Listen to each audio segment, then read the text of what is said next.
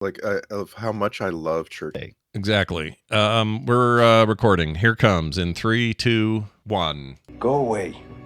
Listen, I'm sorry, but I had no choice. I couldn't let you leave. Oh, well, I'm leaving now. I need you. You got something to say. Say it. I need to know where you came from. So do I.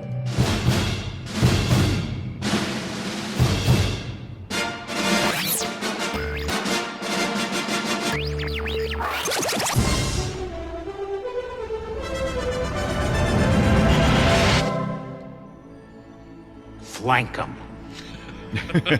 This is Film Sack.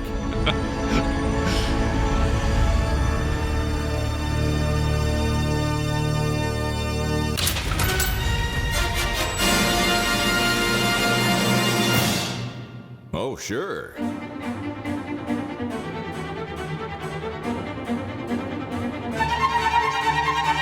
Hello, and welcome to Film Sack. Yes, that's right, this is Film Sack, mining the very depths of film entertainment for all mankind, episode 645.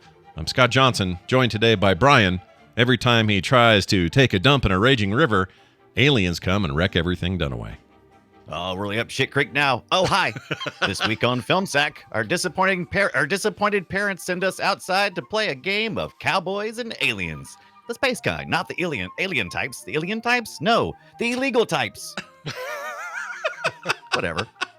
Like my brain's been sucked up by some alien stuff. Anyway, cause that would just be silly, right? Silly. Two classic genres of film being smashed together to form one giant ball of sci-fi western gold in them there hills from 2011, now streaming on Netflix and stealing our brain cells one shiny liquid orb at a time. Don't look at it. So pretty. Wait, who am I? Anywho. Greetings, fellow alien prospectors. Just a few words before we get started sucking gold from this dusty-ass planet like a piece of corn stuck in a human's back teeth, or as some of the locals call it, maize.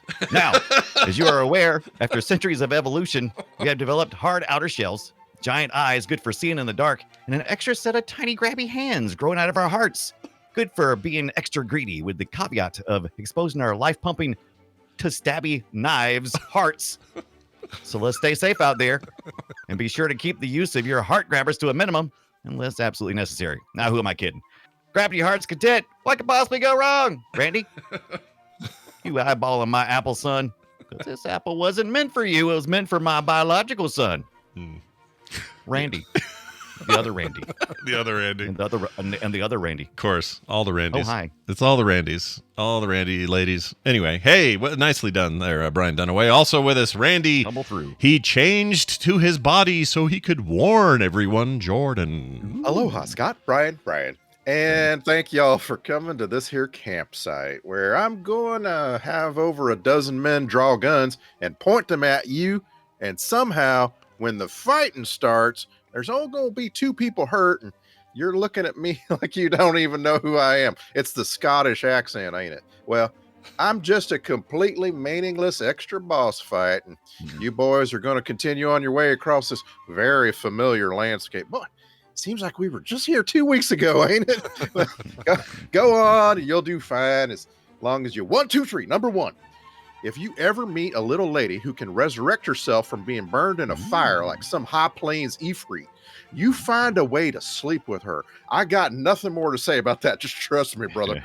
Number 2, when you're doing some frontier surgery on a man, the way you make it so that he doesn't have to spend the next 4 weeks healing before he can even put on his own hat is you pour some booze on the wound and then you drink some for yourself. Right. It's magic. Number 3, never lift your shirt when you could dramatically rip it instead.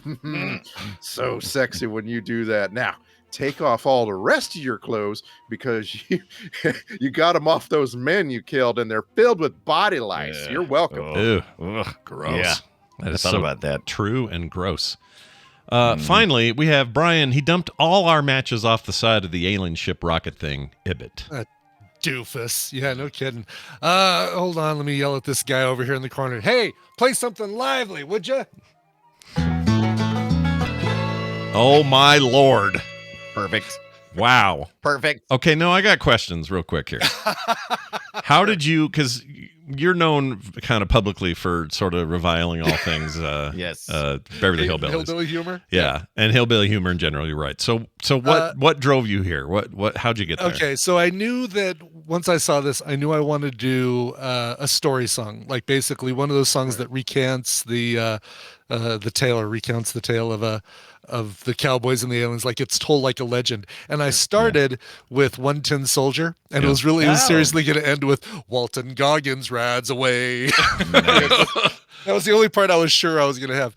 And then it was the whole, like, reading the lyrics, and like the whole go ahead and treat your neighbor, go ahead and cheat a friend. It's like, no, maybe I don't want that one. And that kind of drew me over to this one because it begins the same way. It's like the first line is "Come listen to a story," and the One Tin Soldier is "Listen, children, to a story." There's a lot of songs like that, and it's like, okay, I know I want to begin like that, and then it just fell to Beverly Hillbillies. Amazing. That was I agree with Dunaway. I try to guess every week, and I was guessing Falco's Cowboys and Indians. I thought it was pretty straight up, but. For a while, before I saw the movie, I was thinking, I wonder if I could do Bowie's "Loving the Alien." For this, but it's way lesser known of a song. If I'm going to do Bowie, it feels like Fame or Space Oddity or something like that will work in the future for one of these. Yeah, see, that would be good. Yeah, you got. I think Bowie's actually kind of a gold mine. No pun intended with our film here, but there's a lot of gold in the Bowie. Hole.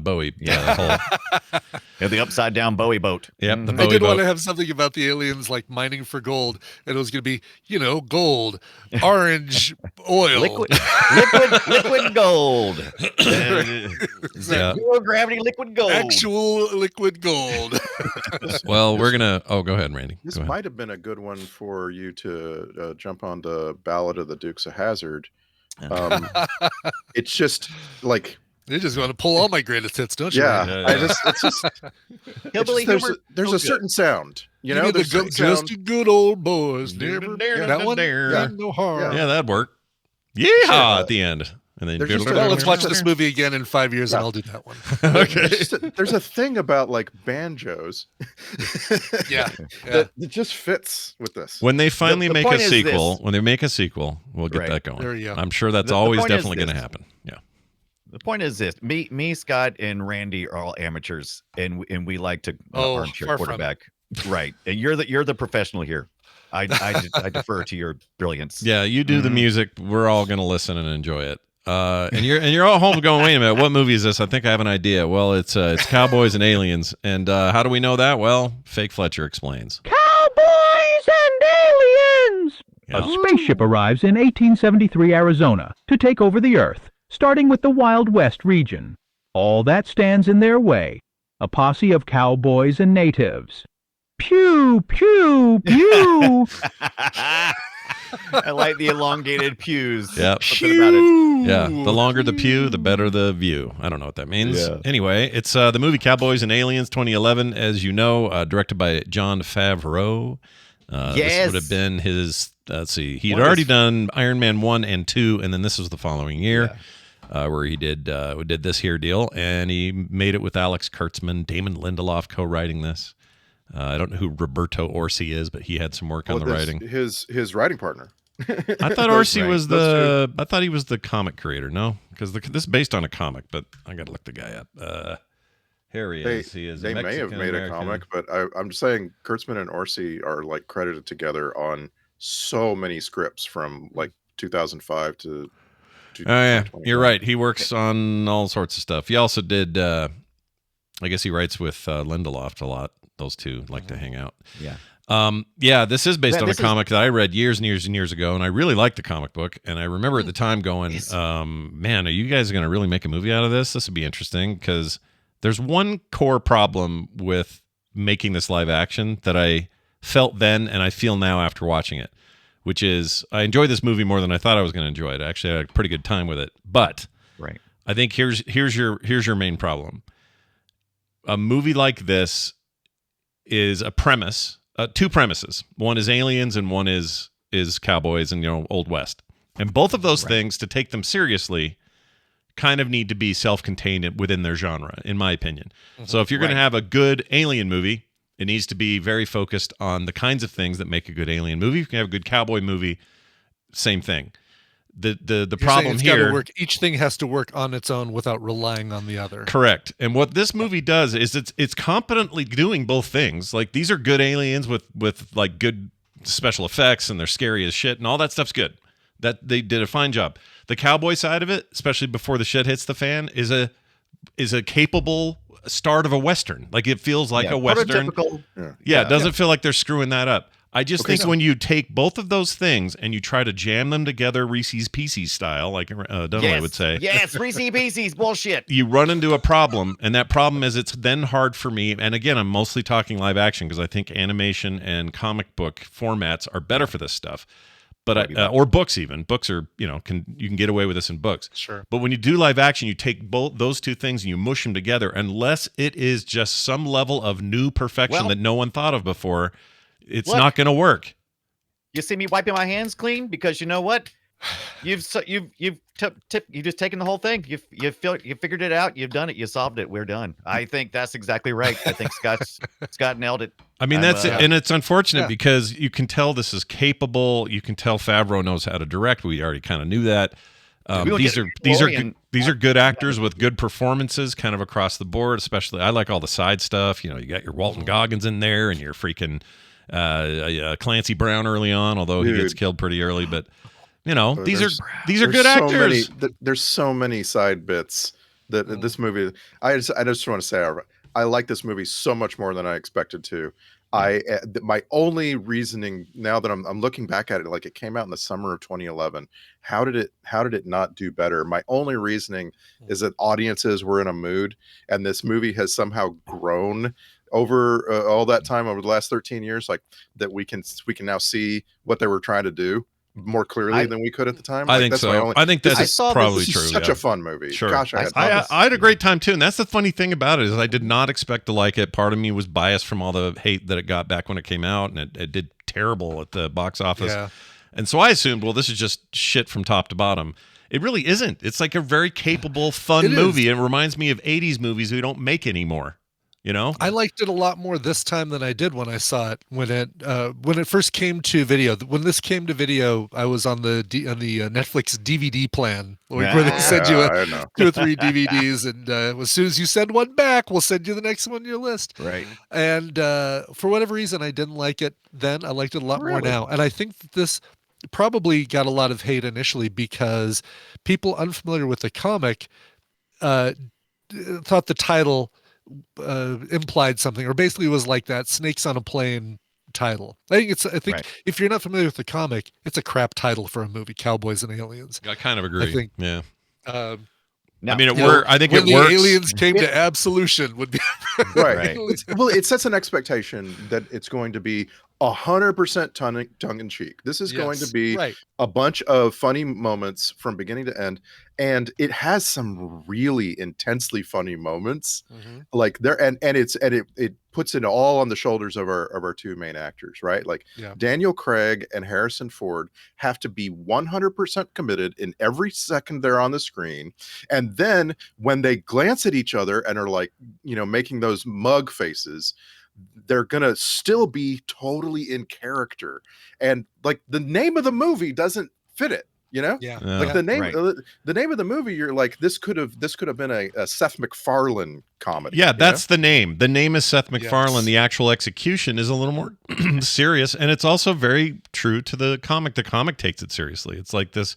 What if this happened during a out of history time where we don't think of these things crossing? And I would argue if this was called Gangsters and Aliens, or take any other genre, it doesn't matter. A big genre thing, and take it and mush it together, it doesn't work for the same reasons. It's just, okay, you got a capable gangster movie, and then you got a capable alien movie, and you've mushed them together, and it diminishes both sides just out of, I don't know what it is, natural selection. It's just the way it worked, and it's not great. But all of that being said, there's a real effort here, and it feels like they really meant it, and the effects hold up, the music's good, the acting's good, the action scenes are, I think, really good, and I bought into these characterizations. I think Daniel Craig may have been Not the best choice for our lead, but that's fine. I enjoyed Daniel Craig so much in this movie. He's just built weird. There's something about how he know looks. What? Yes, he is. He is absolutely built weird. He's built really weird. Yeah. This is a guy who's 6 feet tall and has a 26-inch waist or something. Yeah, but it's weird. There's something so awesome about Daniel Craig in this role because it's a trope. It's a trope I can't stand, but I love it here. And that is man without a past, doesn't know who he is. We start, he's a blank slate, and you just know as soon as he starts doing stuff, you just know, oh, he used to be a bad guy. And now I'm gonna be questioning constantly. But is he actually a good guy deep inside? And the amnesia is gonna, what a trope. And he does it perfectly. He's just right for this. Yeah, I don't know. It could have been anybody for me, but he was fine. I mean, I like Daniel Craig a lot. I like him. He's good. It had to be Daniel Craig. I just don't know what happened. we got our early chick in the bucket for me, which is right here. Grab a bucket. Where's his wife? I get no closure on her. What happened? Yeah, there? we do. No, What'd she do? She's She got Thanos. Yeah. She got ashed. Yeah. She got Thanos. Why don't I remember that part? It was a very quick maybe, scene. Maybe you Having the blocked it out. flashback. It's terrifying. It is, yeah. They're in a vivisection room. Yeah. And I saw that. I saw all that whole thing, but I don't remember her getting. They showed it. He kept flashing back to that section, and if you'd looked away, you wouldn't have seen it because he looks over at one time when he's going through his peyote dream, whatever it is, and when. And she just evaporates. She just turns into dust. Yeah, they have a light that goes up her body and basically burns her to a crisp. Oh, I did. I completely. That thing was such a haze that I just didn't get that from it. I didn't see her going. All right, well that makes sense, and that makes sense that that memory coming back is a shocking one, and he's all pissed after, and I get it. So that makes sense. But she came as close as I could to a check in the bucket. That scene is also super important because in his fight to get out, he gets both the wrist gun and he slashes the alien that was doing the vivisection that killed his wife. Yeah. And when that comes back later, everything in this movie is Chekhov's something. Yeah, everything. The only real chick in the bucket, maybe I missed it, but Shit Creek got pulled away by a horse and we never seen him again. I don't know if. Yes, you did. You see him again at the end. Everyone who gets pulled away by the aliens ends up getting rescued. Well, see, I didn't know he ever got captured by aliens because. But he does show up at the end. The last time we saw him is he was getting drug away by the horse. Yeah. Right. But he does show. Randy's right that he shows up in the cave staring up at the light. Well, there's a lot of dirty people there. I don't remember everybody. Yeah, it's hard to notice who's who. A lot of them kind of look alike. Yeah. That place looked like it stunk to high heaven. I don't know what it was. Yeah. Something about a sweaty, humid, freaking. All these cowboys are already gross and dirty. Ugh. Yeah, Paul Dano's looking at that light farting. Dude, I love Paul Dano, and I love seeing him in shit that I didn't know he was in. And here's another example of that. And he was such a weasel. Dollarhide. Oh my god! So I'd forgotten he was in. I forgot Sam Rockwell was in this. He's great. Yeah. Underused Sam Rockwell. That disappointed me. I thought perfectly used. I felt like he was the right amount because he's a butt monkey, right?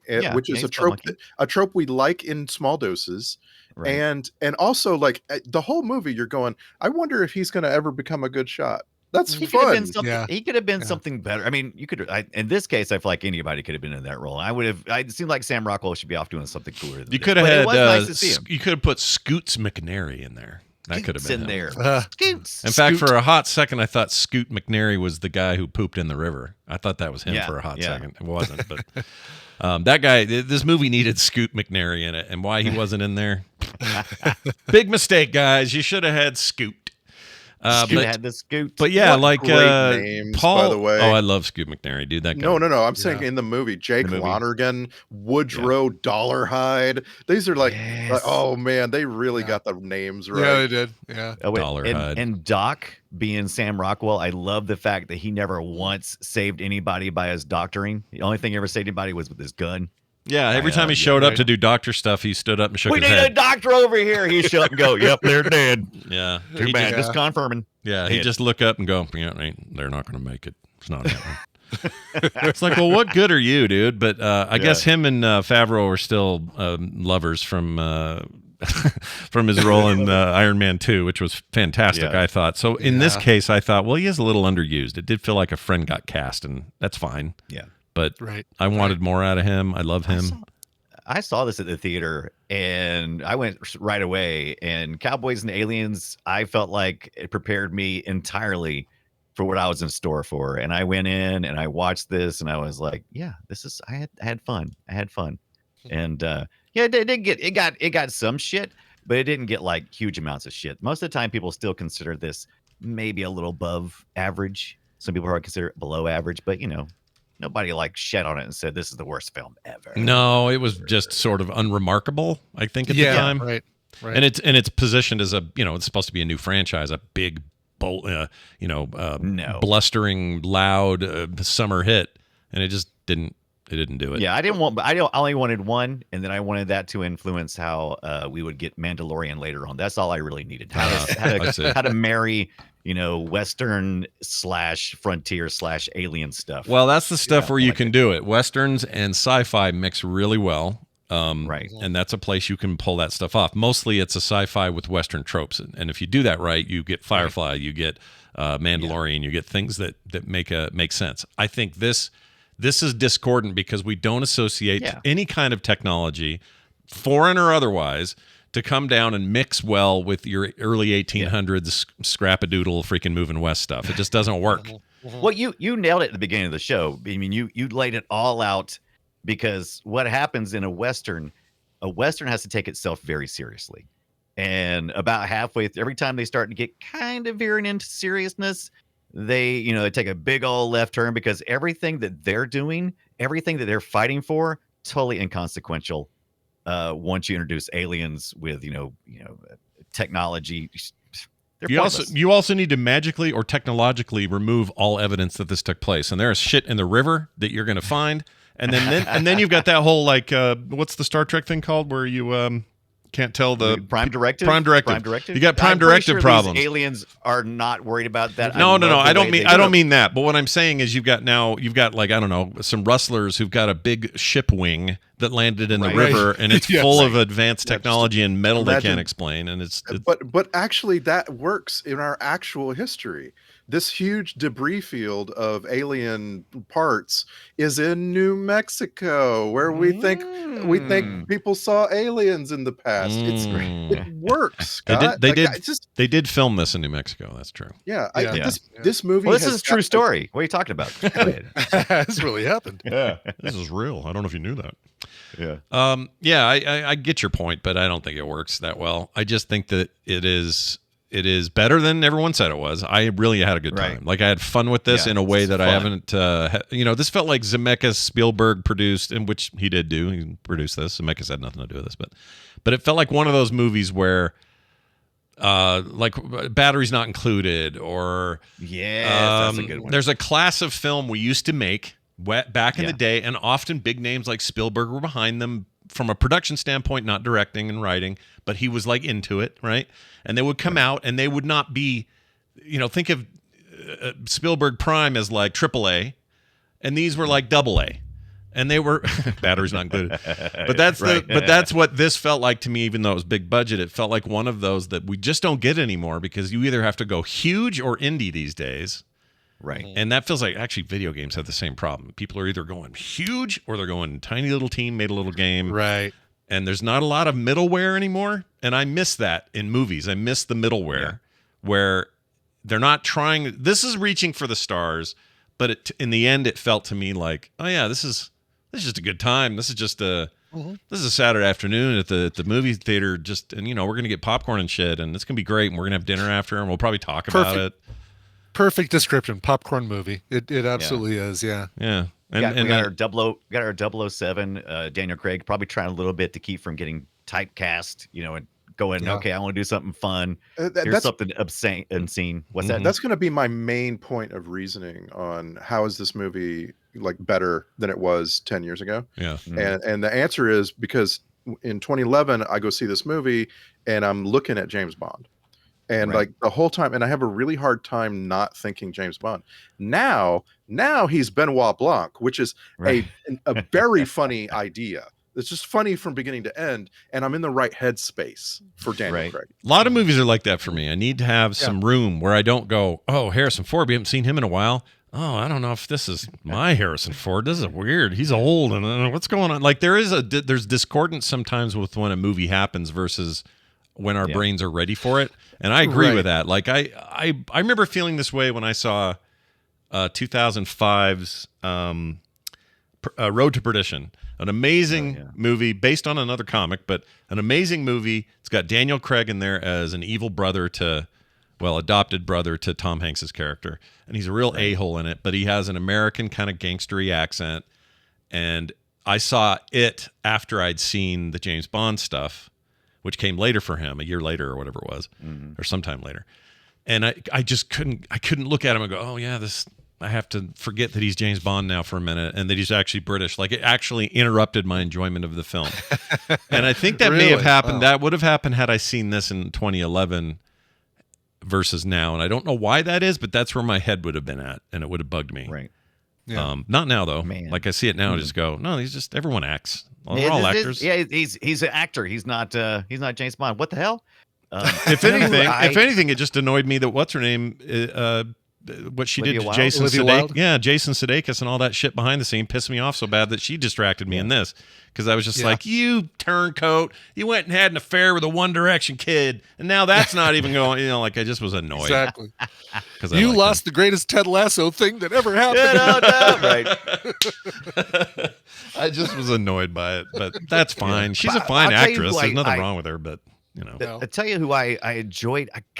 Clancy Brown being being good in this movie. And I don't mean like good acting. It's being like his character is just wholly good Being a and just positive wholly character, wise. Yeah, Right. I'm not used to that Clancy Brown, so because I feel like I see so much of the bad Clancy Brown, and I loved it. Oh my God, he was great. Yeah, I don't like his boiling down to people who've been shot are either criminals or victims. Yeah, I like it. But it's I like the, it. It's Black like the and white, first baby. thing he says, right? It's the And first thing he says. Yeah, the it's like, first oh, thing, geez. the first thing a character says is funny in this movie every time. Yeah. Yeah, And it right. like that's all right. I thought it was good. There's sure a lot of people at the end of this movie who are neither criminals nor victims Well, who get shot. he expands on that later, saying that he's seen bad men do good things and good men do bad things. So he's not a fortune cookie. it's part of that good Western we're getting presented with that clashes with a good alien movie. And I really like your initial outline here, Scott, because it's like a Venn diagram. There's a Cowboys movie, and that's the bulk of it. And then there's this other circle that's an alien invasion movie. It's a much smaller circle, but they have some overlap, right? And the overlap is obviously where people are either being abducted or where people are finally fighting back and resisting and destroying the aliens. And that overlap is the part that you're going to pay the most attention to. There's you have a questioning element there, right? Right. Because what the other parts, the big parts, what they're supposed to be like. Right. And it's in that middle. And so the entire action sequence, which it has every cowboy trope in it, this action sequence where they finally fight the aliens, right? Right. There's and it actually starts way earlier in the movie. There's things like there's a car chase where Daniel Craig jumps onto a flying alien, right? Yeah. And saves Olivia Wilde. Yeah. And it's exactly like it was a stagecoach, and he was riding on a horse. He jumps onto the stagecoach. Exactly. And I love that stuff so much that I'm super forgiving when it's weird. Well, I got to go ahead. Go ahead. This thing could have easily, if you take the alien aspect out of it, it could have easily been cowboys versus other cowboys who figured out how to make flying things. Yeah. Yeah. Right. Like, Kind of. That's the Yeah. idea. Yeah.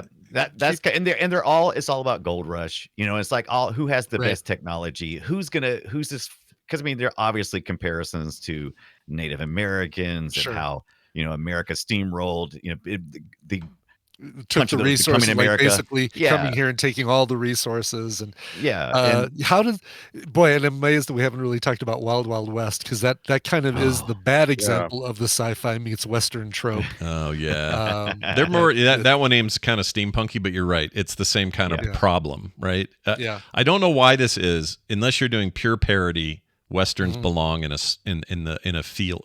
fenced-in zone. They just kind of don't need to expand. Now you can take other things and add Western influence, and then it works. It's just it's a weird thing that's even the case. And here's the part I can understand. Somebody last night said on our Discord, "I hope you guys saw the rated R cut." And I went, "Oh, there's a rated R cut," and we did not. We did Okay. not. We watched it on Netflix. Okay, because Right. the reason I ask is there was. Does it pan down to Olivia Wilde's butt when she comes out of the fire? Is that the difference? I think supposedly it's way more violent and bloody, Violence. and I thought this was Yeah. pretty bloody for a PG-13 Yeah. movie. Oh yeah, no kidding. I saw the good version before, but yeah, the Netflix is it's under 2 hours. The full one's like 2:16, 2:20, yeah. something like that. Yeah, Okay. so 16 extra Yeah. minutes or something. yeah, I so. mean, the only thing they cut out really was the Harrison Ford Adam Beach love scene. I'm kidding. Dollar Hyde and his Colorado ride along, who was his tracker. He's the wind talker, actually- baby. That guy's. I like that guy. loved Yeah, this. that guy's I great. loved that story. I loved it so Yeah. much about Harrison Ford trying to be this badass, and he's kind of a racist, but he's also kind of a good guy as well. And him taking Nat Colorado under his wing, and those stories weren't meant for you. It made you feel uncomfortable and also Dude. kind of close to the characters too all at the same time. What's Dude, it? the trope of the out of control teenage boy is Yeah, so perfect. freaking perfect for Paul Dano. There's Yeah. never been a better. Yes. But he is. I hated him before I even saw Yeah. him. Yeah, he's Yeah. he's Yeah. the King Joffrey of the Old West, Yes. basically, is what he is. Yeah. Yeah. You know who my daddy is. But his whole bits at the beginning and accidentally shooting another guy, that was great. That stuff was Yeah. Loving the whole, Daniel Craig not even looking at him, grabbing his collar when they're in the jail cell and pulling his head into the bars and knocking him out. Just great. scene. Yeah, that was You know- awesome. There's a really know good old- Western on that side of the movie. It's very yeah, good. Yeah. Well, and it gave Harrison Ford a bunch of complexities to work with as an actor, because like the rest of the film, you're looking at him like, did he make that boy that way, or is he Yeah. also a victim of how Paul Dano behaves? And like Right. he's Harrison Ford's a good actor, y'all. He's a Yeah, freaking- yeah, y'all. Guess what? I'm surprised, folks. This is a Harrison Ford Right. fella. I think he's going to go places. Yeah, he's gonna do all right. I mean, he was definitely grumpy Ford with the whole that sword belongs in a museum dad kind of Ford. Yeah, yeah. But I liked it. I also, again, I don't know if in 2011 I was in the right place to accept that Harrison Ford was no longer going to be a leading man lead. slash, Yeah. young and virile and whatever. He was going to be this. I'm way more okay with it now. I've matured past that. I'm okay with it. I understand it, and I like it, and I wouldn't mind more of it. Like even now, what is he in his 80s now? Put him in shit where he's cranky. What's that show you recommended, Ibbot? It was so old great man. on Apple TV. The Shrinking. Shrinking was That's amazing. right. Yeah. So yeah. good. He Yeah. was so good in best, it. one of the best Harrison Ford characters ever. Oh, So without a doubt. multi-layered. Yeah, without a doubt. Like, give me more of that Ford at this stage. Yeah. And this was a bit of that, and I didn't, I don't think I would have appreciated it at the time. I'm talking about a movie I didn't see in 2011, so I don't know why I think I would have thought all these things about it, but I don't know. I just get the feeling that this is where my head was at. Yeah, at that it's stage. 43% on Rotten Tomatoes. That's a number that's always going to be kind of frozen in time, right? Yeah. You're getting to see what people really thought of it in the year around its release. And it just, like I say, it didn't land with audiences then. And I just have to assume that some things have changed. Like, we've now seen The Mandalorian. Back in 2011, Right. we had only seen Firefly. So we had this very particular expectation. But now we've seen these other things that have kind of built on this and that this builds on, Yeah. And it's just like Yeah. it's an easier runway for this movie nowadays. Yeah, I agree. Yeah.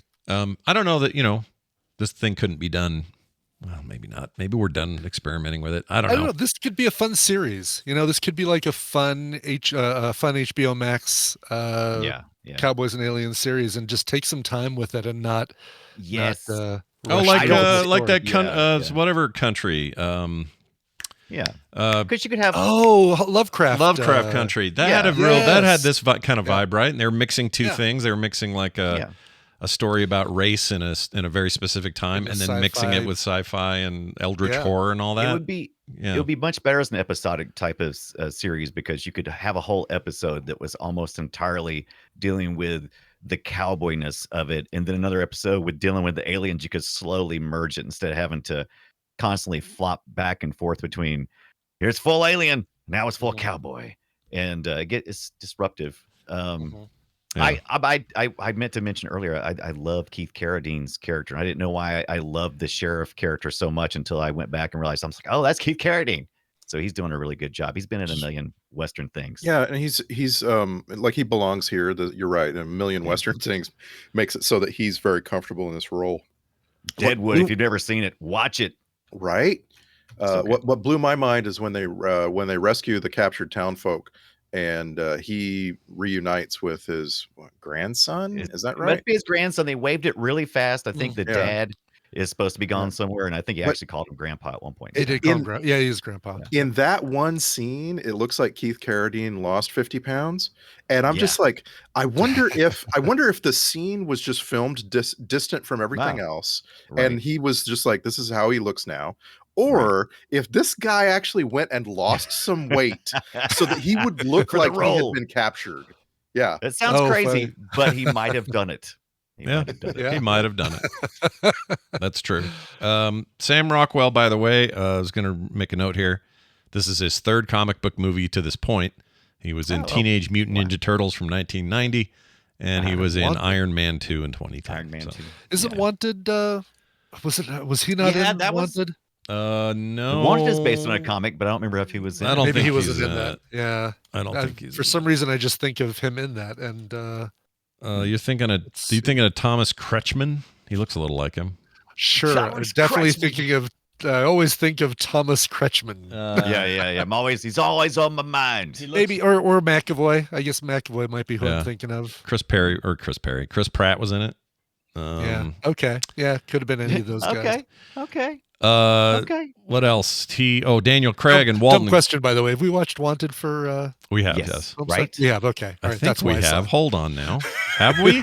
Jesus. Hold on. It's where she bends the bullet, right? That's the Yeah, one it but is. I don't think we Yeah, have. okay, Now no, that you no. say it, we I don't think haven't we stuck have. with- I watched this with What the TV's hell did we watch? I watched it with TV's Travis. I did it for. Oh, it was your. Wait, you haven't seen? Yeah, that was my. That's Well, why I what always the hell think did I've we seen watch with Angelina Jolie and the bullet bending? Probably Salt. Did we do that? No. Oh, Jesus. Maybe. No? Christ. I don't know. It's just Wanted is the film, but we didn't sack it. Like I remember seeing it at the movies, but that was before film sack. We definitely didn't sack it. Yeah, I always think we did because of that thing, but we didn't. We should put both Wanted and Salt on our. I feel like I've been. on I our feel like list. I've been staring at a big glowy object in an alien ship. If I can't even remember that crap. Well, Good looking at the light, Brian. Salt got Salt dumped is a couple already times, on my right? tracking list. Yeah. I'll Oh, add good. one. Yeah, it fell off once because of streaming didn't have it or something. Yeah. Daniel Craig and Harrison Ford are two Star Wars connections. They both appeared in Force Awakens. Harrison Ford obviously is Han Solo, but Daniel Craig was a cameo as a stormtrooper, so it counts. He was in there. Yeah. And then my favorite connection is Daniel Craig and Walton Goggins, who play fellow gang members, were both in adaptations of Tomb Raider. 96's Craig was in Lara Croft Tomb Raider. We did sack that. And then 2001, Goggins was in the Tomb Raider. Oh, and sorry, Craig was in the first two, 2001 and 96. And then Goggins was in Tomb Raider, the 2018 business with ex machina lady. Can't think of her name. Vikander. Vikander. Vikander. Yeah. She's very cute. You know what I'm gonna call bullshit in this movie, though? I'm calling Oh, bullshit. yeah. You call some bullshit? Here Go. it is. Do it. No animals were harmed in the making of this film. Bullshit. What? The I saw horses flying up in the air with that. Horses do not do somersaults. Yeah, because they're All right. CG, dude. They're CG. They didn't get hurt. Those are fake horses. Those are not. No, Yeah. some of those horses were being ridden on, and they were falling face first. And I know you probably trained them. I get it, but I'm telling you, don't do that. Well, to the horses. face Go first ahead. ones are definitely trained. I've seen those before. And those- Right, and they right. know they're good. They're fine. They don't get hurt. Oh yeah, sure. But I don't look. It's like this. And no horse out in the wild is going. You know what I'm be when I grow up? A stunt horse. No. Somebody convinced that horse that he was going to get treats if he did this act. All right, that horse was hurt. Yeah, that's a fair. That's a fair point. My kid was questioning the movie because he was like, very first thing he's like, "How old is this movie?" And I said, "Well, it's from 2011." He's like, 1881. "No way!" Because like in his experience, the last like maybe 10 years of films have pretty good CG, but things before that are real sus. Mm, And this had really good effects. Visual effects were really good. I actually had some questionable special effects here and there, but it was fine. It worked out. Fine. But for my kid, he thought this movie was like 30 years old instead Nah. of 13. Really? It It doesn't strike me as that old, except for the western No, part. I'm saying when I say 2011, I may as well Right. be saying 1991. Yeah. When you're only 13, Sure. everything Everything seems before a certain different. year. Yeah. Yeah, I say Before I was born. Yeah, we were doing this with the Matrix the other day. I was saying, "Oh, the Matrix still holds up," and I was talking to Carter. She was born in '97, and that movie came out in '98 or '99. Yeah, and I'm like, "You were 2 years old," and she's like, "Yeah, that's old, Dad." Yeah, I'm like, my kid was born in '98, and he says that the Matrix is the most boring shit he's ever seen. Yeah, Wow. there's something about think about it when.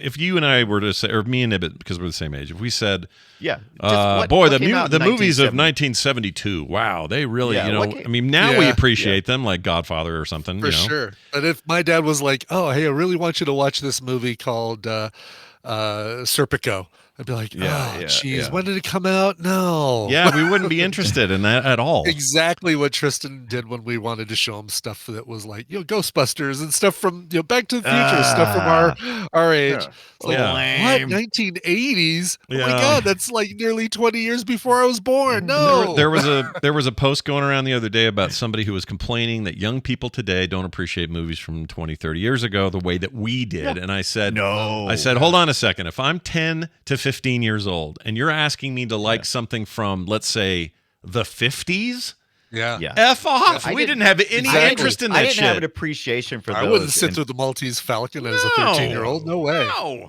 Or Not any until I of got it. older and could appreciate film. Casablanca? More like Cockablanca. Well, yeah, no, we're not saying when you get older and appreciate it. Of course you do. But when you're 12, no 12-year-old likes anything 30 years prior to his birth. Well, I'm gonna back up on that just a little bit. I did like old sci-fi films, but even when I was young, that's because that's cheesy shit where a big rubber monster walks out with strange tentacles, and that's fun because you're a boy, and we love that shit. Whatever, I get that. I did too, but like if you were gonna have me, you say, "Hey Scott, you need to take this very seriously." How about Three Faces of Eve? No. Right. We're painting with a very big brush, of course. There are exceptions. I have a nephew who loves all of the crap from the 80s and the Ghostbusters and all that stuff. They love all that crap. Very unusual. Asked to listen to old music as well. There's always an exception to those rules. No, music. Part, I think music is a larger exception in general. My kids love 80s and 90s music. They adore it. So it's you like bubblegum rock from the 50s? No, or whatever? that's my point. It's different now. Like I think our stuff aged better. I really do think that. And I also think that they grew up in a time where all of their content came across the internet and not some predetermined, UHF channel on the weekends or whatever. They got to choose. Right. And because they got to choose, they got to enjoy it more. I do remember that growing up, I liked angry music from the 70s and really couldn't relate to happier music that came before it, if that makes sense. But I feel like our music when our prime years for appreciating music when we were growing up was also a very angry time. So I feel like angry music holds up better over time. Well, am I wrong? I mean, I grew up with Information Society was one of my favorite bands. Right. And they were very poppy and positive and stuff. I think there was plenty of that. But do kids like that today? Do they like the information? Oh, hell yeah. They like the pure energy? My kids love that thing. They love that it's got Star Trek stuff in it. I'm telling you, my son's favorite TV show last year was Taxi. Oh, really? The TV series with Danny DeVito. Yeah, okay. He's 23 years old, and his favorite thing is Taxi. Like, what does that tell you? It tells you that what's being made today doesn't appeal to them as much as it does to us. And think about it. All these remakes, all these things that are happening. It's like, you guys want some more Ghostbusters movies? You want some more of this? You're going to revive all these TV shows from the 80s and make movies out of it? Like, who was that for? That's for us. That's not for my kid. He's like, what's for him is stuff that he has never experienced before, so he's going back. And I think that's a common thing. Not everybody, but common. This discussion always reminds me of episode 1 of Star Wars and how everyone, about 5 years ago, everyone was so shocked when they started finding out that the younger generation thinks episode 1's all right. Yeah. Episode 2, Fine. they're okay with it because Yeah. they're seeing it for the first time ish, right? Yeah. Whereas when we were seeing it for the first time, it was the last of the Star Wars things that we'd seen, and like this discussion is really, it's, you're never going to solve it as a chicken and egg thing here, and that is, does a generation, does the public at any given time like something because of the quality of the something or because of the mood that they're in at the time, right? You can't solve Right. it. It's just you get to look back on it decades later and go, oh, I see. We were in a mood for grunge. That's how grunge rose to the top in the 90s. It wasn't like, but also, oh, you know what? That was actually really good music. So maybe it doesn't matter if we were in a mood, right? Because like they were giving us something that was great. Yeah. So like it's all like, it's art, man. Do you think it's kids? It's art, man. So if you see a kid wearing a Nirvana shirt, that would be like one of us wearing what, Led Zeppelin Absolutely. shirts or something? Absolutely. You Yes. said absolutely That's before I said the band. Now I'm confused. I already knew I knew where you were going. I knew where you were going. You knew I was going. You knew I was going to Led. Led Zeppelin. All right, that's cool. I was halfway down the road before you even finished that sentence. He knew Like, you were catch either up, going to bring Scott. up Pink Floyd, Led Zeppelin, or Yeah, it was one of those. It's Yeah. probably Because there was a handful of groups that we wore on shirts growing up. We all wore them. yeah. It was coast to coast. It's the same. I mean, there's there's a little bit of hipsterism with it now, I suppose. But if you're wearing a Nirvana shirt, part of that is they actually do like that music, and they don't. My kid Nick's always talking about this. He doesn't feel like he ended up with his decade of music. There's lots of pop music, and every decade has pop music, but he didn't end up with his grunge or his classic rock or his new wave or his heavy metal, whatever it was. He didn't get one because his was all music fighting about where they're going to be downloaded and who's going to get the money and all that. Yeah. Right. By the way, when I do see one of those T-shirts, the Pink Floyd, Led Zeppelin ones on somebody who's clearly in their 20s, I kind of want to say, quick, name 5 songs by the band that's on your shirt. This goes back to our pre-show about let's talk about your shirt podcast we're starting up. Exactly. Let's talk about your shirt. Coming soon to Spotify and Apple Podcasts and Google Play. I like that name. That name's great. Let's talk about your shirt. I do like it too. Yeah, that's pretty good. I want to bring this back to movies because, like, I remember there was a change at some point. And I think the internet is the source of the change, and that is before a certain point, before the late 90s. You didn't really know what was coming, and you didn't really care to know. Like, yeah, there were trailers and commercials and stuff, but like, broadly speaking, a movie could surprise you. And now, like a couple weeks ago, we found out that Sam Mendes is making 4 Beatles films concurrently. Right. I didn't and know they're all that. gonna, they're concurrently making 4 Beatles films. Sam Mendes wants them to all come out in the same year, so 2027 is when they're all going to come out. So each one focuses on each of the 4 Beatles, and the Beatles cinematic universe. Can't wait. Everybody, and so it has if it has all the same stars and all the same stuff, right? They're going to all go together, and of course everybody made the joke like, well, no one's going to go see the Ringo movie, but actually I was thinking that's the only one I would go see. Right, yeah. They're really just going to show Caveman, by the way. Yeah, right. Thomas the Tank Engine or something like that. A new remastered version of Caveman. Wow. But that knowledge already is tainting it. You know what I mean? Like tanked. Like I'm so much better off if I don't have a story being told for the next 3 years about these movies, right? Yeah. Right? We really are. I mean, the information age came and it's set right on our face, and it's a totally different world now. Of course it is. Yeah, I can't see or breathe. It's on my face. It's all over my face. Yeah. I used to be able to. I used to tell people, I'm like, oh, I want to own a movie theater, and I don't want people to come to the movie theater because I don't feel like the people at that time were going to the movie theaters to see the specific movie that was being shown. It was more about this is my problem when multiplexes came along. I came from a place where there's like 2 screens maybe tops, and people used to go see whatever they could get, right? And you would go Right. see Whatever the next thing showing at 6:45 is, that's what we're gonna see. Yes, Yeah. that was the experience, and I was like, that is what people around here want. They want to come in. They want to have really good food, and whether it be whatever snacks it is, they want everything to the seats to be nice and comfy. That's what everybody really wanted. They weren't there to see a specific person. They were trying to escape their day-to-day lives. Yeah. They weren't following a particular actor or anything. They may, but that wasn't the point of movies. And now it feels like you go to the theater specifically for specific reasons, and that kind of makes me sad. I used to like just going and just being surprised. I used to see so many things that would just shock me. It's like, just wow, shifted I to didn't know if I home. would like that. It's just at home now. You just turn Yeah, on, yeah. you flip on Pluto, and you go. I think that's why you're attracted to those things, honestly, because absolutely. those Yeah, things are absolutely. kind of random, not random, but there are aspects of it. It's like, oh, I'm just on here today, and look, it's some alien eating a pig or whatever. I'm going to watch that. Yeah. I think There's I think that's some good. of my favorite things.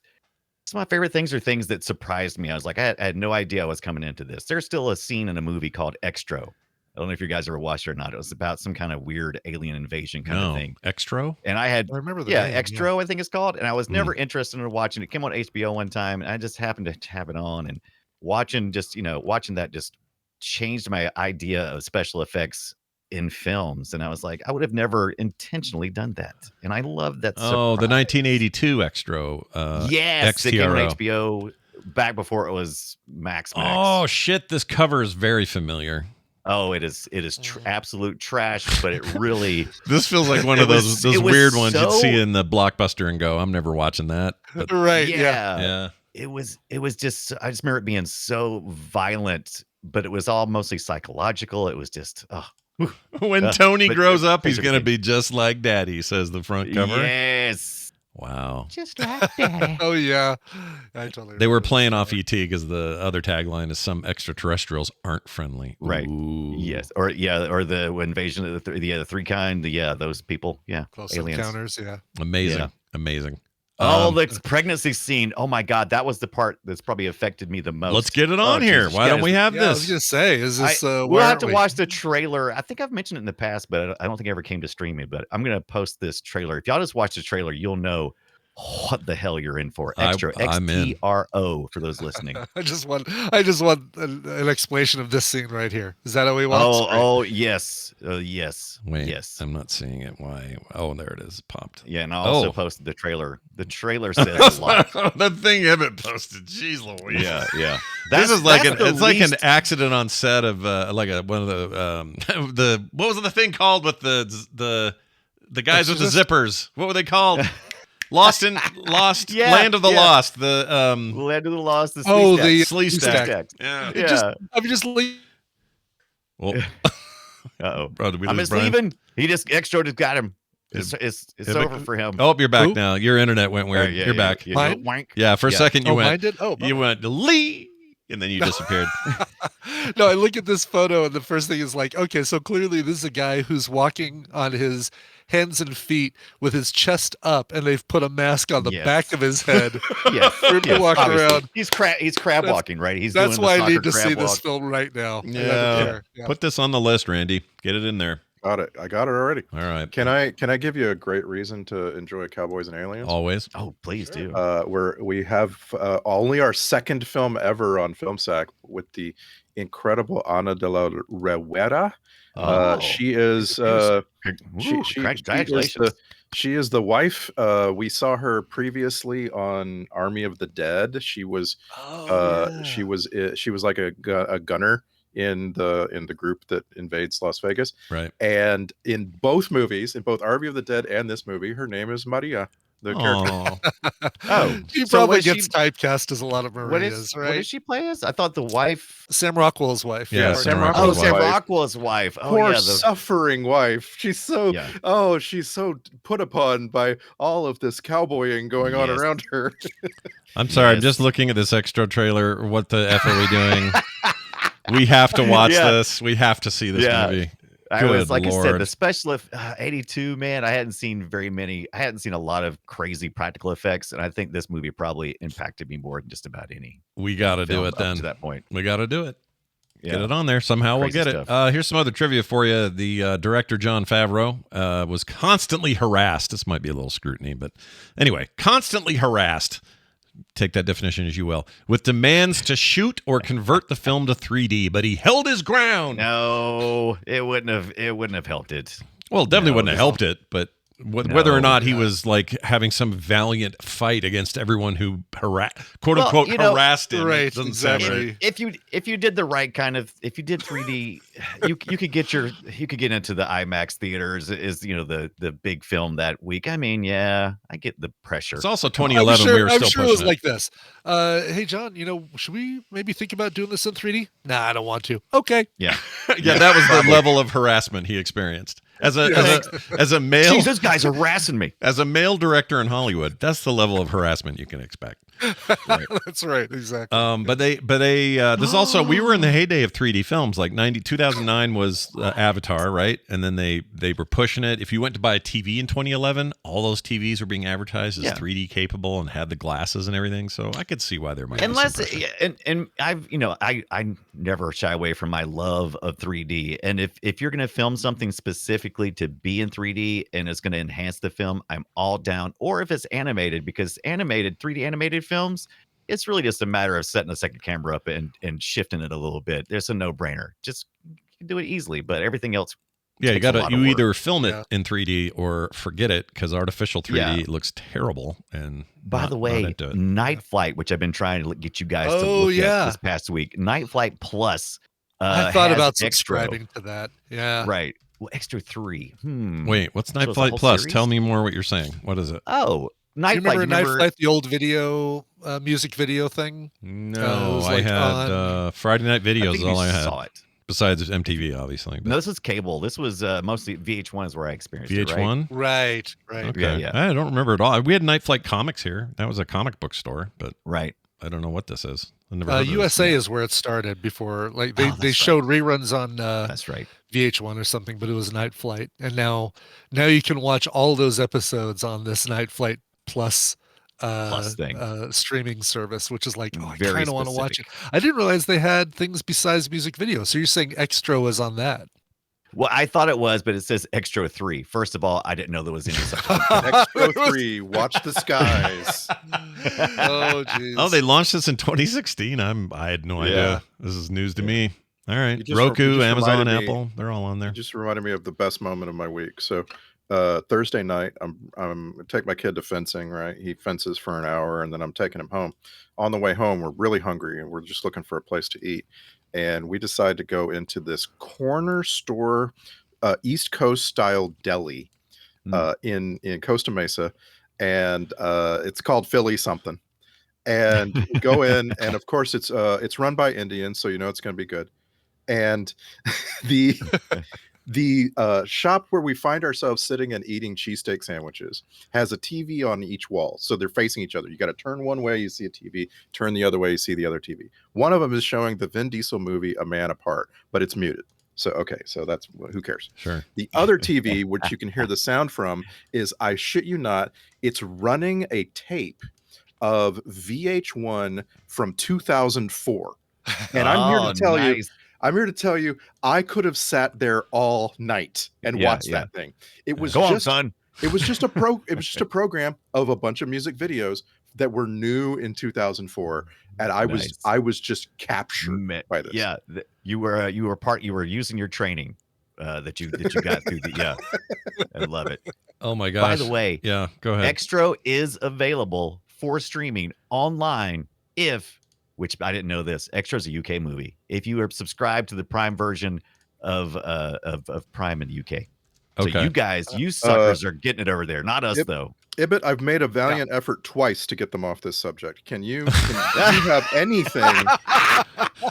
You can tell. I think we can't do anything until Scott finally finishes the trailer. Yeah, And, it is I'm seeing- really I'm awesome, seeing you nothing guys. but photos from the trailer. I've never agreed with Dunaway more in my life. This is unbelievably cool. So cheesy. All right, I'll tell you what. Here's something to get us off of it. I have some. I have scrutiny about this. So there are two things in the trivia. Robert Downey Jr. had worked with director Jon Favreau on the first two Iron Man movies. Was set to play Zeke Jackson, a former Union Army gunslinger, but dropped out due to scheduling conflicts when Sherlock Holmes' Game of Shadows 2011 was abruptly greenlit. Within a month, the character was renamed Jake Lonergan and written out to be an outlaw. Downey was replaced with Daniel Craig. Then they say this, and here's where the scrutiny kicks in. It says Daniel Craig was chosen because of his distinct likeness to Steve McQueen. Well, you just told me it was a whole other reason. Right, exactly. He was not chosen. He was a backup choice. I hate that. So what? Because this is a remake of Steve McQueen's old Cowboys and Aliens. What the hell does that have to do with it? There was no old Cowboys. I know. That's what I'm saying. Oh. That said, though, how do we feel about Robert Downey Jr. as your lead, as Jake? I kind of like that idea. It would have been probably more comedic. Very much more comedic. Too much talking. Too much talking. Maybe. Right. I kind of do like the more stoic thing. I kind of like that too. That whole first scene where he wakes up with the iron on his wrist and takes out those three ne'er-do-wells, thieves, or whatever they are. I call them the gang of hats, because each one of them has their own style of hat. One's got a bowler, one's got like a cowboy hat. They all have these very distinct hats. Mm-hmm. Yeah, and it's fine. Anybody who can pull a little bit of like dark comedy out of all these situations, because like the whole movie, the main character keeps running across people that he did crimes with in the past. That's a funny idea, and like you don't make it too funny, right? Mm-hmm. But like Robert Downey Jr. can totally do that. We didn't talk at all about, I don't know how we've missed it, but we haven't talked about Keith Carradine, Sheriff, at all. That guy's in everything. Well, dude. yeah, we did. Yeah, did we talk about him? Oh, I missed it. About him losing his weight. And that was even before you got hooked on the extra. Yeah. But like, he's so good in like freaking Deadwood and Fargo and freaking. Deadwood was mentioned. No, I know that. I remember that. But Dexter. Yeah, was great in that. My favorite season of Dexter was the Keith Carradine season. Well, or the John Lithgow season. God, they were both so good. That one was amazing. That John Lithgow.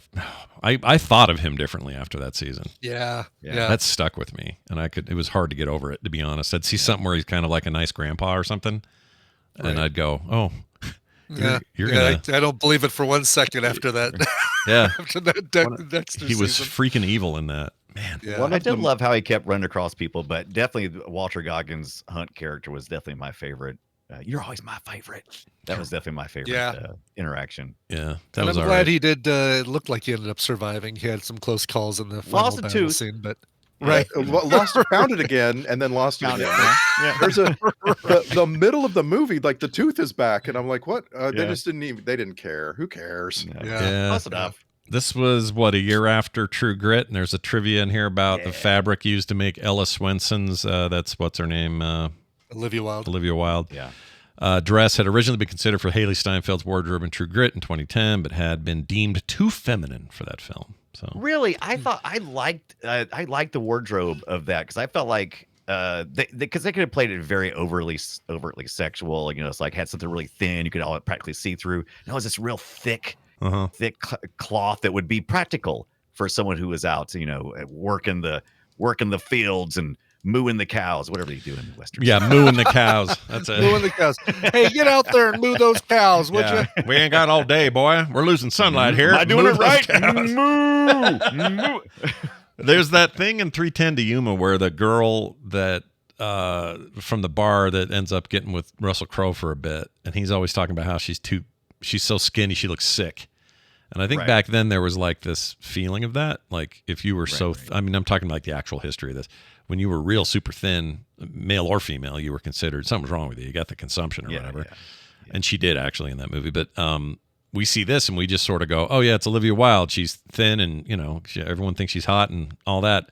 But if this was a real Old West thing, they'd probably avoided her. She was like, I like how they played it, because they could have easily just constantly been trashing her, going, "You woman, you don't belong here," and then they just kind of it's like we have bigger issues at hand. Yeah, like aliens our gold. Yeah, with weird little spindly arms inside their heart holes. I love the arms. What did they? We ain't even talked about it except for my intro. I love that.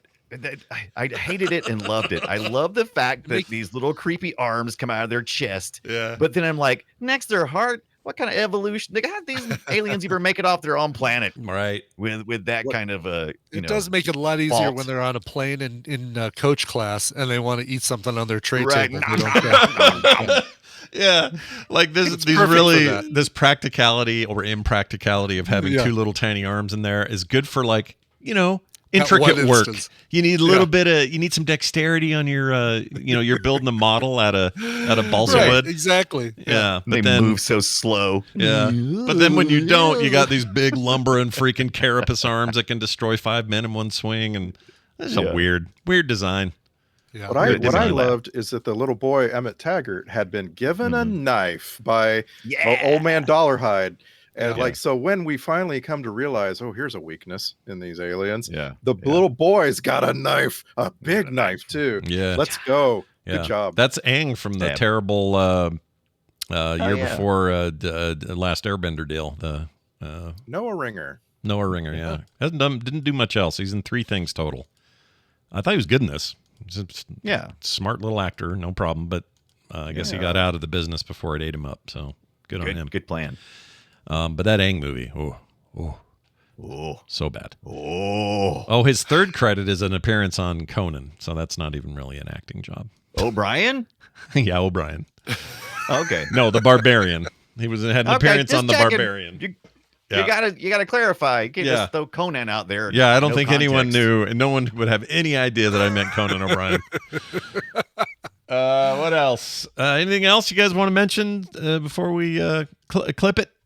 Do the clips? Clip it. No, just the fact that they sure did let a lot of people die just to save 12 people from that spaceship. Yep. And more than 12 people died in that attack if they just would have let But they people were go. no, No. good nicks. Who cared about They them? were gang members, yeah. No. Our main character explains that you either attack these guys and win, or they will kill us. They will hunt us That- down. I and kill us. know, That's I actually- know, I know. Yeah. It wasn't a rescue mission. It was a fight for survival. There was a little Well, bit of both. You know, I Little bit totally of both. forgot. I kept forgetting. Even to this point, I still forget that the reason why they were fighting them is because they were the scouts for the eventual full invasion. I Right, think it's exactly. because the scouts were so sidetracked with collecting gold. Because when I think of a scout, they like show up, they get real serious. It's like, okay, let's investigate this place. Let's get out of here. Okay, let's go.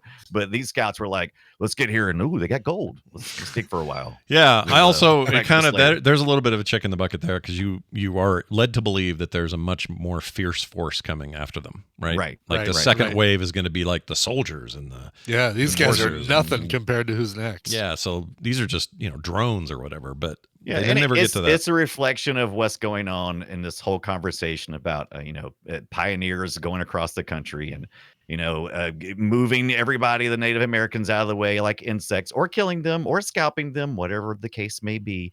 And the same thing, right? We had some prospectors who were here and they were checking stuff out. Yeah. Later, I bad did things like are how they gonna tried to happen. cram in some sub stories about that, like Yeah. Harrison Ford can't stand the red man, and now Great stand. and now he's like, oh, now we're like fellow warrior friends and we're good buddies, Right. and I don't know, that stuff was a little heavy, a They little didn't- ham-fisted. They didn't. Well, they didn't. Luckily, they didn't really linger on it too long. They was just like, but what are the aliens doing? Let's go see Yeah, what I don't know if they lingered on it enough. Is my point. It just kind of made it Right. seem throwaway, and those are like real big issues. Right. This is what John Favreau does, though, right? Like Yeah. he packs the emotional punch into a small space, Mm. Right. and often you can come like 1-inch emotional punch. I love the movie Elf, but my gosh, does it yeah. gloss over a bunch of like how families relate to each other? Right. they And just how we they treat just- short people. Yeah. They just solve their problems by singing a song at night. Yeah. It's just John Favreau's way of doing it. It is kind of his. Yeah, it's his jam. Just Favreau way. It's good. That's why he's good for Star Wars, I think, because Star Wars is Mhm. sometimes at its best when it just goes pure fantasy and doesn't get too bogged down in the big issues. Although I loved Yeah. Andor, and that thing got bogged down in big issues, and I love it. So I don't know. Hmm. Different hand, different touch for a different thing. It's fine. Let's do some clips. These are clips, and they are here for the listening. That's what I've been told, so I'm going to play them. Here's one for you. This is Daniel Craig waking up. That's how he wakes up. That trope. That is such a trope. Yeah. Yeah. Isn't that how like Wild Wild 112 West started, right? episodes of Lost began Yeah. with that sort of thing. Yeah, that's kind of off-putting way to start a movie. That's true. Is that how Wild Wild West started? When they woke up and they had the things around their neck, or was that later? I think that's how that started, right? Is that how it No, began? it starts with a chick in a bucket. Come on, guys. Oh, that's right. Yeah. Felt the same. Maybe they filmed this in the same place. Anyway, which one are you? Only two kinds of men get shot. Criminals and victims. Well, which one are you? I don't know. Oh, the Kurgan. The Kurgan. Going after him. Only one must live. No, only one can stand. No, what is it? Only one. Only the penitent man shall pass. What's the thing? What is it? Oh, shit. There can be only one. There can be only one. Thank you. Jeez. I knew I was in the ballpark, but I was pretty far off. All right, Paul Dano. I thought he was great in this. Here's a line from him. You ungrateful for our business? Because if it wasn't for my pa's cattle, there'd be no money going through this town. There'd be no meat on your tables, and your doors would be closed. Huh? I don't mean no disrespect to your father, Percy. You know that. Of course not. But you ask me to pay. Oh man, Paul Dano. Yeah. Hey, we need a weird shaped little freak in our movie. Who can we call? Yeah. That we're gonna instantly hate. Yeah. On it. Yeah. Does this guy say baby's a dumb or maybe he's dumb? I'm gonna play it and you guys decide. Baby's a dummy. Baby's a dummy? Yeah. Baby's a dummy. Baby's a dummy. Maybe he's a dummy. Like, Baby's a dummy. Maybe he's a dummy. Well, he really crams how that. come he's not responding to us? Maybe he's a dummy. Maybe he's a dummy. Baby's a dummy. Nope. It doesn't sound like he's saying baby's a dummy. Maybe he's a dummy. That kid you just birthed, he's a dummy. I can't stop thinking about that scene. Like the whole movie, I'm thinking he put his bare feet in another man's boots and absorbed all the fungus. That's Yeah. It's pretty gross. It's pretty gross. I did like that how often we seen that? I mean, I couldn't help but to think about the Terminator when he shows up all of a sudden, and you have to, it's like, well, I gotta get in some clothes that's more appropriate. Yeah. And you have to give me your walk jacket around and your in a boots. dead man. Yeah. Yeah. You You walk around in a dead man's clothes for the rest of the movie. Sure. It's interesting. Yeah. Yeah. He wore them all the way to the end, man. He was in those all the way By to the way, bitter end. Yeah. Those those are at least two sizes too big shoes. right, which is what you You're not want gonna- in that situation. Yeah. Big Yeah, socks. because He has dainty Yeah. little like Chinese lady feet in there. I think the Japanese are the ones who do the foot binding. They're the but ones I'm who do the gonna- foot I'm gonna- binding, yeah. Oh, I thought it was I'm gonna Chinese. We'll huh? allow it. We'll allow it. I thought it was Chinese. I really did think it was Chinese foot binding. Is it not? I thought It might was. be. It might be both. thought it was Maybe both. Maybe Japanese. everybody. Maybe everybody Yeah, does it. yeah. Foot binding. I think everybody does. I Yeah, think it says just about right here, every society. Chinese custom. It says. All right. I assume that's right. Chinese. Wait, did you look up Chinese customs? No, That's I looked something up different. foot binding, and it Yeah, says foot binding. Yeah, the Wikipedia article. See, First See? sentence says Chinese. see custom. what? See what? I always thought it was don't Japanese. know? I guess Japanese have the other binding, which is I their thought it was custom. because the geishas. I thought they did the whole thing. See, I got mine mixed up. So yeah. see, look at what that. are you thinking? You go What am I look. thinking? You think all Asia are the same? That's what you think. All Asia. Okay. All Asia. Okay. You think all them Asians are the same, boy?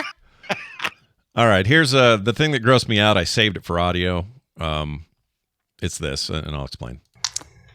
Rise and shine. When he spits on him to wake him up, Oh God, that was so gross. Paul Dano spit, dude. That's the worst alarm you Gross. ever did. Especially constant, like just torturing him through those bars, spitting on him. Yeah, constantly. and there's a hang time. Listen to this. Right.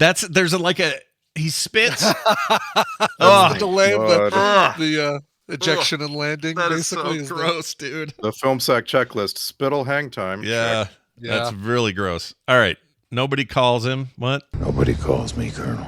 Oh, nobody calls me Colonel. Nobody wants So, him. so that's lampshaded at the end of the movie, and I thought that was really cool because in the end, main character calls him Colonel and gets away with it because he's dead. Right? He's considered dead. Oh, right. So, Yeah, good point. After Windtalker died, all that changed. Here's Mr. Ford, if you please. You only been riding for my brand for what, 2 weeks? You don't maybe know who you're dealing with, Roy. I was in Hollywood Confidential or whatever the hell that was Why called. does he sound drunk? Homicide. Homicide. He does sound I drunk. do like that you try to make it a better movie by invoking L.A. Confidential. Right. Hollywood Confidential. Oops. What's this? Denied drinking guy? I don't know what this is. I have been drinking. It's some other Tuesday drinking. I just like how he sounds. It's the Drinking. I ain't been drinking. Jet Creek Toby Huss right Yeah. there. Yeah, there you go. Taking a dump. All right. What kind of man blows up cows? What kind of a man goes around blowing up other people's cows? Yeah, that's some good Harrison Ford, man. Turns out, Alien Man is what does that. Yeah. Yeah, Alien Man does it. Mhm. And then he likes to do a cuss. God damn it. That's pretty good. Do a little cuss there. All right, here's Paul Dano screaming after he broke his hand to get the irons off. All right, there's that. That's great. I loved it when he convinced him. He's like, just let me, I'm going to get a side of this. So let me hold your hands. And then he breaks his hand. Yeah, It's great. that was pretty good. And he can make a real squeal if he needs. God, he does so good. I like this bit. Is my wife in there? No! All right, All right. That's fine, great. Okay. it was Why are we yelling? Sam Rockwell and Harrison Ford having a moment. I liked it. Don't know much about them boats. I don't know much about boats. I'd say that one's upside down.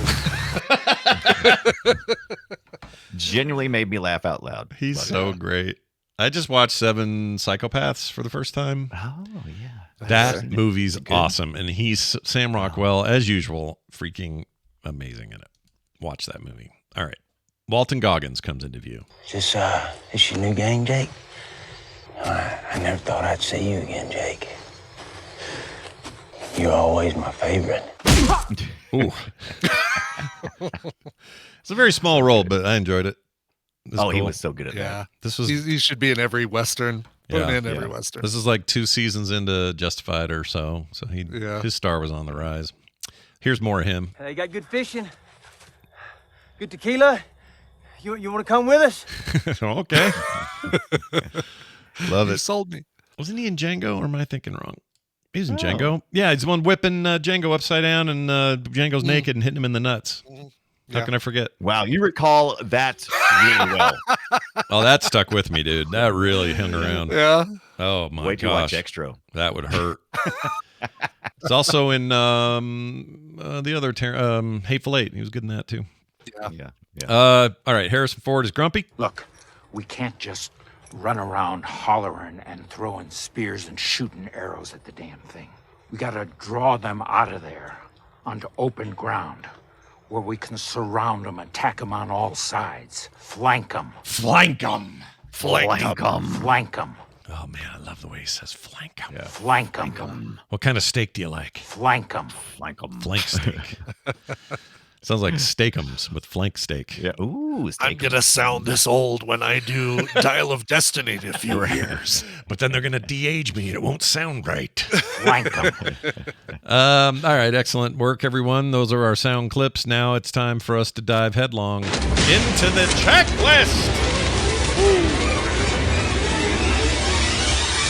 I just realized I really had no audio, not much audio from Daniel Craig. Apologies to Daniel Craig lovers. out He's there. quiet through he the whole doesn't do movie. much. Like he has 5 lines. Yeah, it doesn't have much Which to is say. great. Film set checklist. James Bond and Han Solo take on the world as they try to get the Riddler back and help the Windwalker taker, Talker. Check. Wind talkers? Your arm gun makes no sense. Check. And finally, Goggins and Sam Rockwell in the same movie. More, please. Check. Right? Yeah. It's just everybody in this movie. It just, like, you could hardly miss with me with this cast. Oh yeah, great cast. Like a proper Western with this cast. I'm all in. Or a proper alien movie. Yeah, either way. Go either way.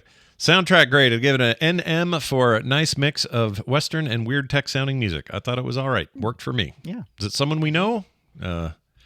Someone regular to these folks? Someone Regular to Seen these before? folks. well, Someone been around these parts before? somebody somebody who works with Favreau. I don't know. It's Harry Gregson Williams. I don't know who that is. Harry Gregson Williams. So this is I'm just thinking like Martian. Oh, okay. That was a good Love soundtrack. Martian.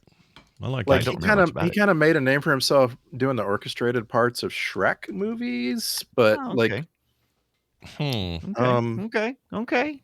All right. So well, yeah, we probably know him most from this. Then I got Worked with Hans Zimmer on The Rock.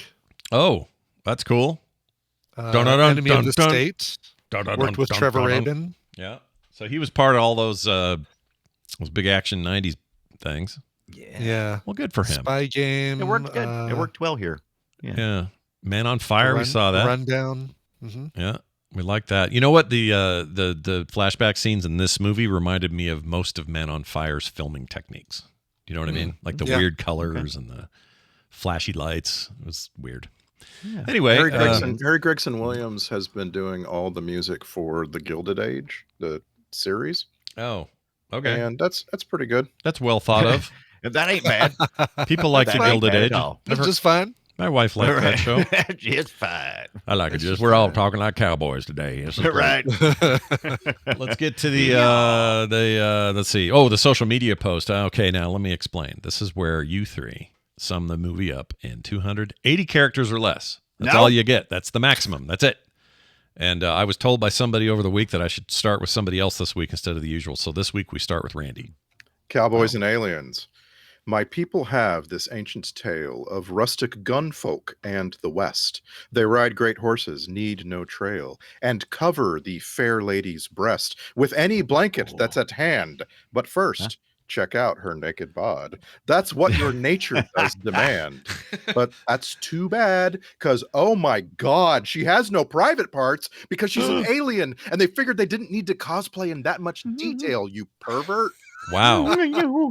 Your poem broke all the poetry rules at the end, I noticed. It just went it exploded. Yeah. Could you hear it over Dunaway? Yeah, I could. Just barely, though. No. Oh. He's the National Caffeine Board called, and they want Brian to be their spokesman. They want all their caffeine back. Yeah, they want. First of all, they want all the caffeine back. Second of all, would you please represent the company? All right. Oh. Moving on to the next person, which in this list is Brian Dunaway. Oh, Cowboys and Aliens. Only two kinds of films get shot. Cowboys or aliens. So which are you? Cowboy or alien? Both. Hashtag river dump. Ooh, river dump. Ooh. River dump. My favorite Irish dance. Yeah. Performance. Yeah, we're going the same place with that. That was great. All right, let's round it out with the remaining Brian Ibbett.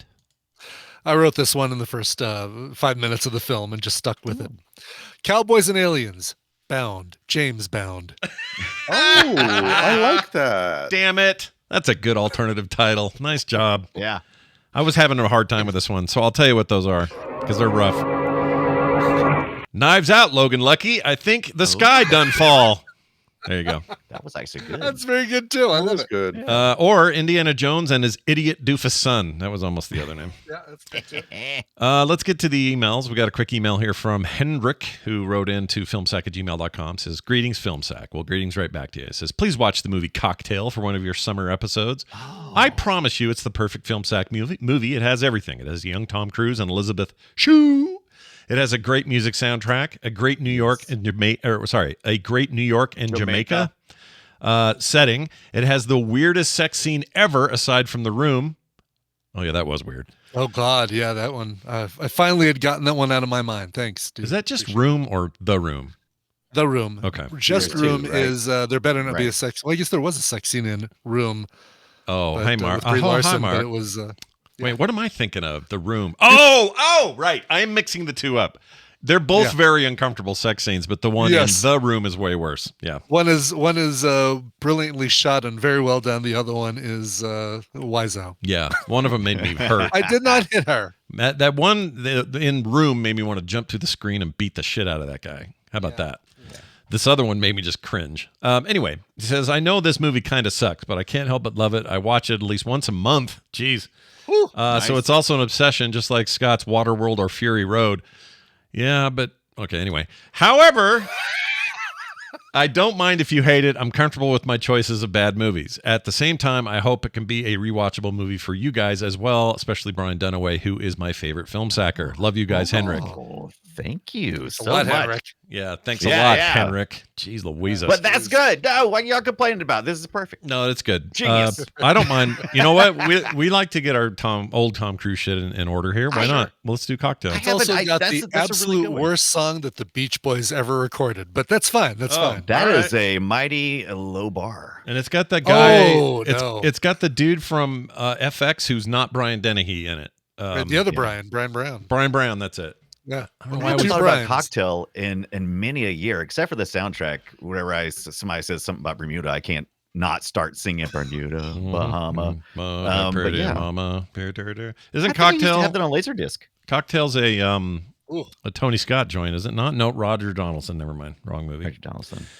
I don't know. Can you see the cover art to that film in your head? Okay, I can too. Knows there's a No. place called Kokomo. That's a perfectly fine song.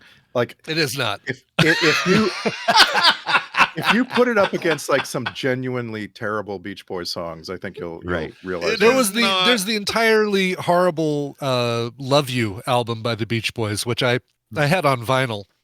It actually has a whole song about giving your child a bath. I wish I was kidding. Wow.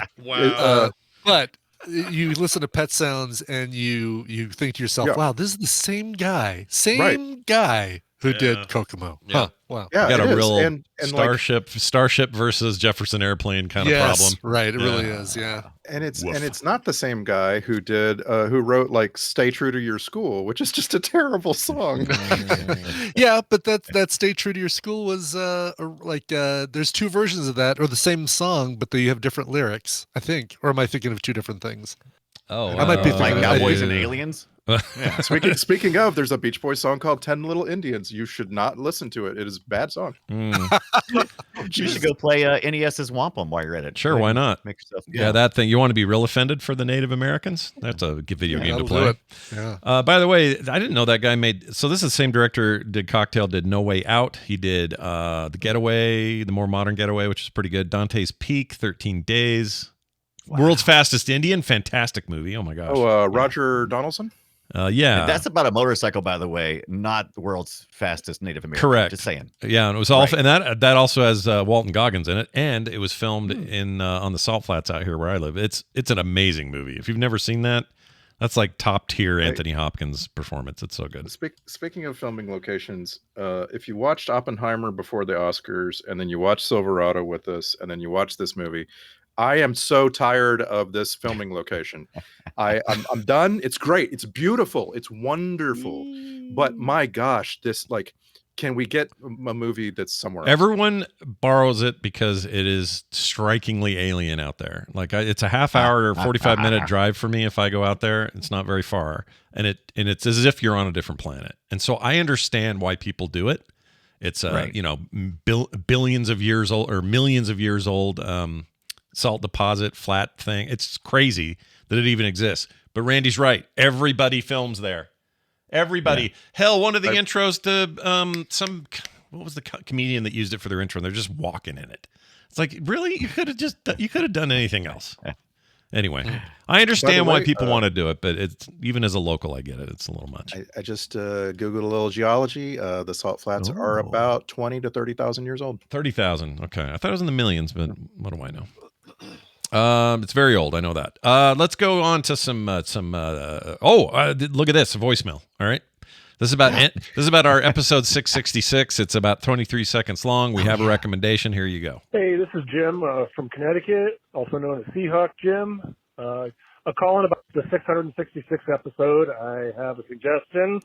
Arnold Schwarzenegger's End of Days. It is perfect for the 666 episode.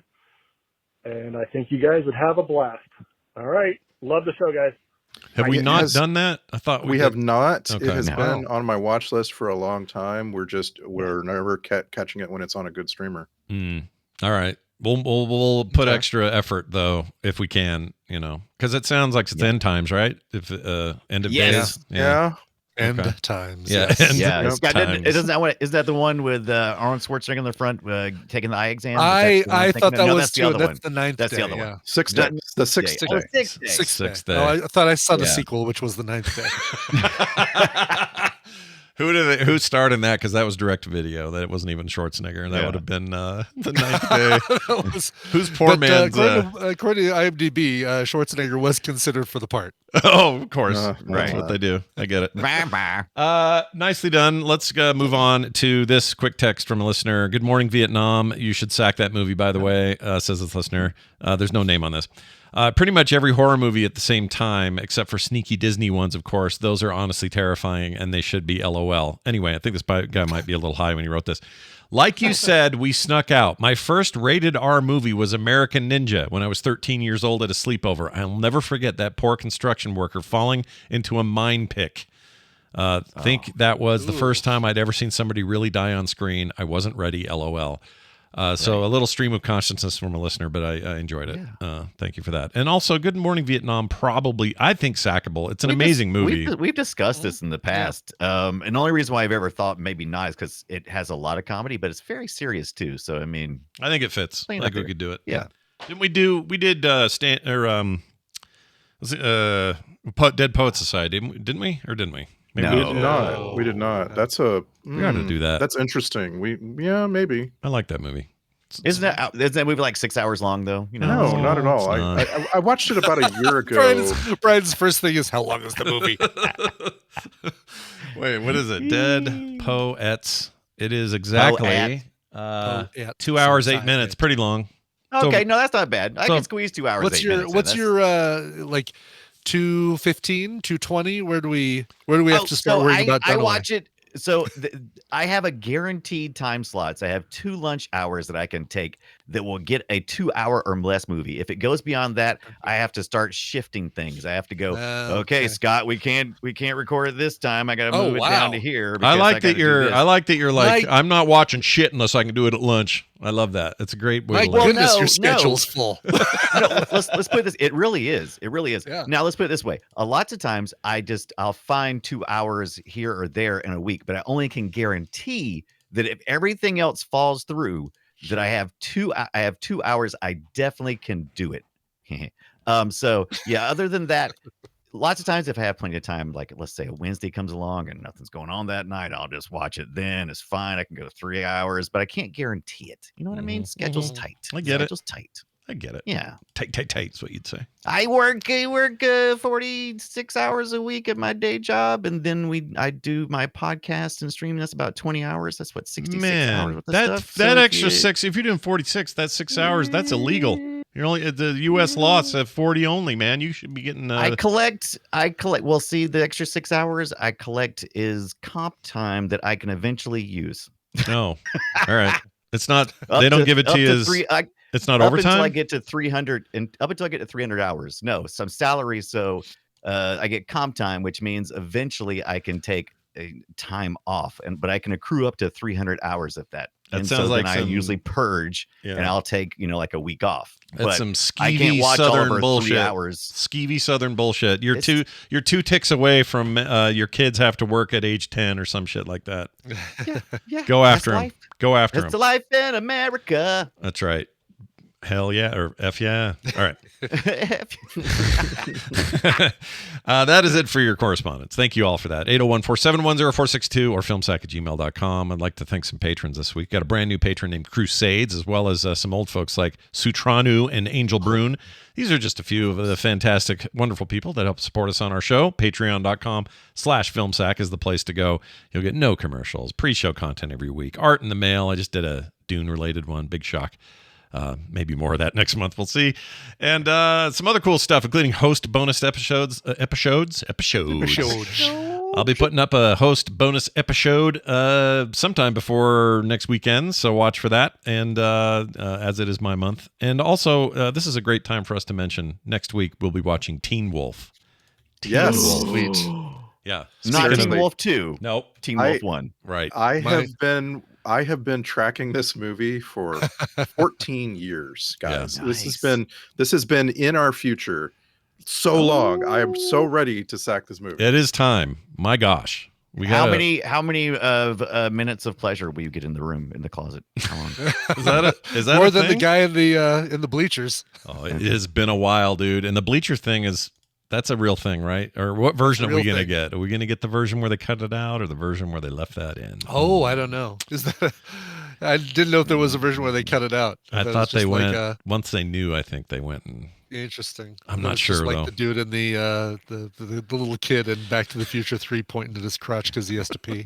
What does it say about Michael J. Fox that all the famous wiener pointing? Yeah. You know what I mean? That's Good weird. point, yeah. That's something that's a little too close for coincidence. But anyway, we'll find out next week with Teen Wolf available where? Where's that streaming? That is on Amazon Prime. Okay. Amazon Yeah, Prime? there it is. Why are you No, asking it's on Mike Max. a question? It's on Max. All right. Max. Max. The guy that thinks that only things should be on Netflix because he can watch them at 2x or whatever. Sorry, this week you're gonna have to watch it on a service that doesn't support that.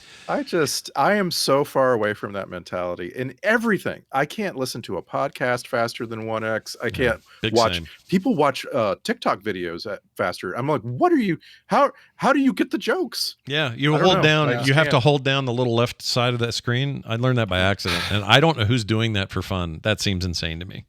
Like I know the world's full of like signals, and you're trying to catch it all. People, I know, but try to slow down and enjoy something. You know, just let it wash over you a little bit. Like me saying, filmsack.com is our website. Go there. There's all our stuff. See how slow I said it? Nice and easy to understand. Let it roll down your cheeks like a spit from Paul Ugh. Dan. Just let it. Was Paul Dano trying to wake you up? Yep, with some hang time. Ugh. Filmsack@gmail.com, as always. And don't forget us to review us on the various sites where you get your shows. You know, if it's Apple Podcasts or whatever, you know, leave us a review. It brings people to the yard, and that's what we're interested in here. That's going to do it for us. Thanks, everybody. For me, for Brian, and for Randy. Be a man. See you next time.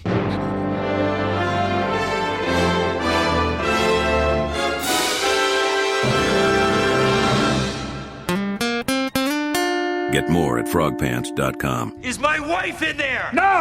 All right. Jeez.